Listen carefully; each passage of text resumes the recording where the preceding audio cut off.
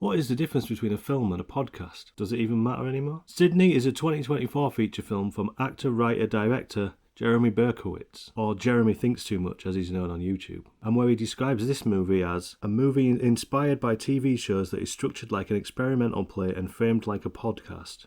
Are you confused yet? It follows the arsehole host of a scripted podcast as he relentlessly pushes his friends further and further into the depths of their performances during a never-ending recording session. So this opens with a very Lost Highway style shot.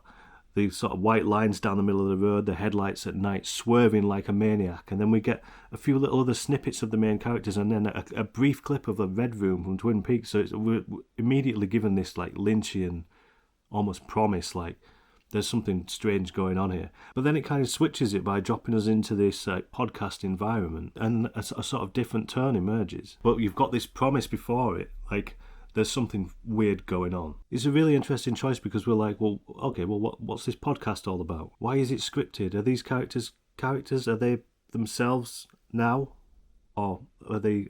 Did they write it? What's going on? And we're also thinking that there's something going on under the surface here as well, because the podcast kind of feels the podcast is dirty, but it feels normal. It's like they might just have that sense of humour, so this might be totally normal to them. But because we've had this sort of Lynchian promise at the start, we know that there's something darker beyond the white picket fences of this podcast. And then when they stop recording the podcast and then they switch to other characters, and you're like, right, this is really confusing now. But it's kind of not, because it's presented in such a casual way. You're like, there's something up, but is there? I'm not. This is. Then you're constantly wondering where each bit of the podcast, each sort of segment and story in the podcast is going, but also where the thing as a whole is going. And you just constantly. Jeremy Thinks Too Much is making Nicholas think too much. No, I'm kidding. You can't think too much. So yeah, there's all these layers to it. From like it's quite simple. It's quite simple filmmaking in a way. There's sort of like promises something, and then it goes into this other section that's basically one camera roaming between them for most of the time while they're recording this podcast.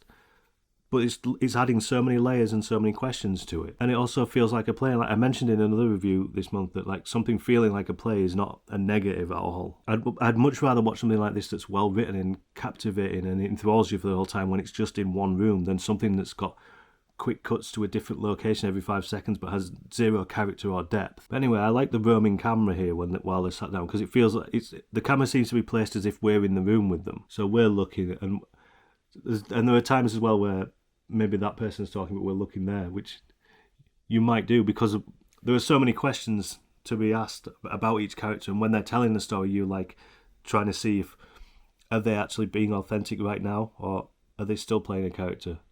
Obviously, they are playing a character because they're an actor. But oh god damn, these too many layers. But this is helped by the performances as well, which are all brilliant, and they draw you in. Like I said, like you get really into each specific segment. Each character, if any character has sort of any sort of monologue, you get really into that because again, you don't know where they're going, what's going to happen next. Especially with the humour of it, where you can just be surprised by them saying something disgusting or perverse. But you get really into that, and the characters are really believable, even though you're still thinking, are they really characters though? Or are they playing characters? Are they... All these layers to it, and is this all a dream? Is this real? Is it real to them? Is it real to us? Is it real? Is it real? Is it a dream? I don't know. I don't really want to say any more than that about it, because you're going to have to just watch it to take it all in. But yeah, Sydney, it's a very layered film which settles into its tone confidently. You know, it takes your hand and it takes you along on this journey with it. And much like it's Lynch's its clear influence, it's a film that requires and rewards repeat viewings. You know, because you will have to watch it more than once to pick up on all the subtle nods and clues and little moments. It's a dense and intelligent film with a wicked, dirty, perverse sense of humour. If you like films like Inland Empire or Atomy Goyan's earlier films, like the Adjuster, those ones or even Pinter, there's a bit of Pinter in there, I think, where there are times when you can be whisked away with how realistic the conversation feels or how normal it is, and you forget that something's not right.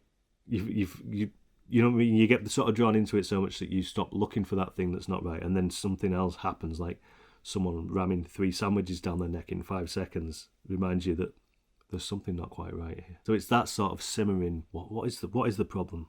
That was funny though. But hang on, don't distract me with that. I want to know what's going on here. No, stop with the jokes.